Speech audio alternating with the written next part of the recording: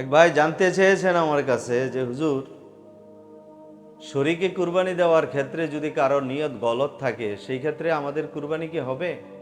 উত্তর হলো না। শরিকদারের মধ্যে যদি কারোর নিয়ত গলত থাকে, যেমন গোশত খাওয়ার নিয়ত ইত্যাদি ইত্যাদি নিয়ত থাকে আল্লাহকে সন্তুষ্ট নিয়ত ব্যতীত, তাহলে তার কুরবানিও হবে না। শরীকে যারা তার সাথে কুরবানি দিবে তাদের কারও কুরবানি হবে না।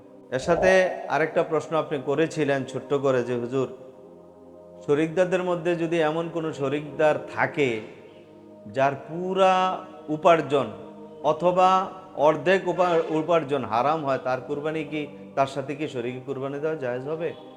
উত্তর হলো, যার উপার্জন পুরোটাই হারাম অথবা অধিকাংশ হারাম, ওই ব্যক্তির কুরবানি, ওই ব্যক্তির সাথে কেউ শরীকে কুরবানি দিলে তার কুরবানি হবে না। আরেকজন ব্যক্তি জানতে চেয়েছেন যে হুজুর, কোন শরিকদারদের মধ্যে একজন ব্যক্তি আছে যিনি ইন্স্যুরেন্স কোম্পানিতে চাকরি করে, সুদী ব্যাংকে চাকরি করে, তার সাথে কি শরীকে কুরবানি দেওয়া জায়েজ হবে? উত্তর হলো,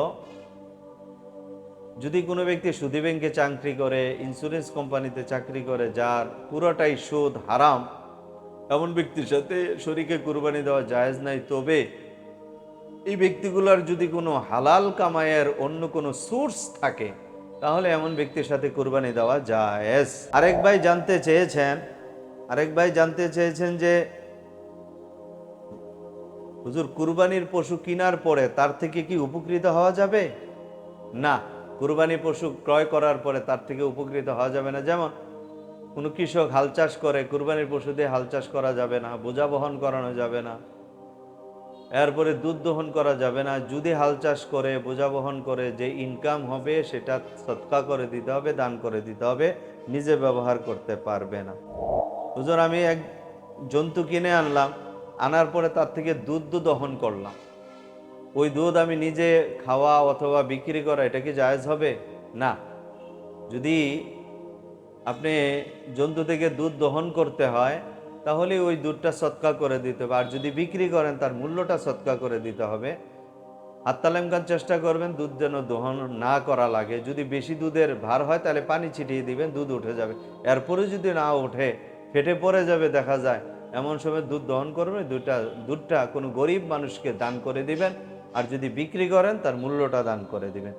আরেক ভাই জানতে চেয়েছিলেন যে কুরবানির চামড়া কাকে দেব? উত্তর হলো, কুরবানির চামড়া এটা গরিবের হক, এটা গরিবকে দিয়ে দিতে হবে। এটার দ্বারা কোনো জনকল্যাণমূলক কাজ করা যাবে না, যেমন রাস্তাঘাটের উন্নয়ন, মসজিদ বানানো, মাদ্রাসা বানানো, এই ধরনের জনকল্যাণমূলক কোনো কাজে চামড়া লাগানো যাবে না, চামড়ার টাকা লাগানো যাবে না, চামড়া দেওয়া যাবে না, এটা গরিবকে দিয়ে দিতে হবে।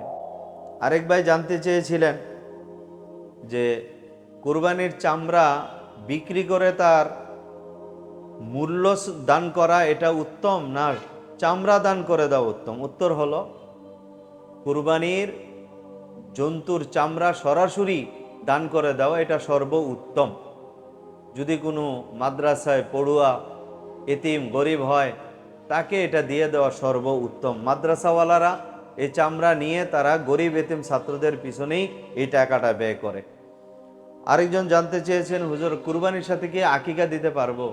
হ্যাঁ, কুরবানির সাথে আকিকা দিতে পারবেন, আকিকা দেওয়া যাবে, এটা জায়েজ। এক ভাই জানতে চেয়েছিলেন যে হুজুর, কুরবানি দাতার জন্য একটা আমলের কথা বলেন।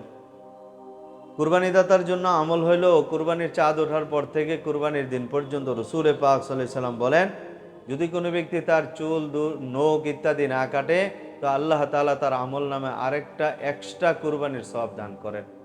আরেকজন জানতে চেয়েছিলেন যে হযরত, কুরবানির দিনে গোশতটা আমরা কয় ভাগ করব? দেখেন, কুরবানির গোশত আপনি শরীকে যতটুকু পান বা একা কুরবানি দেওয়ার পরে যতটুকু পান এটা ঘরে নিয়ে যাবেন।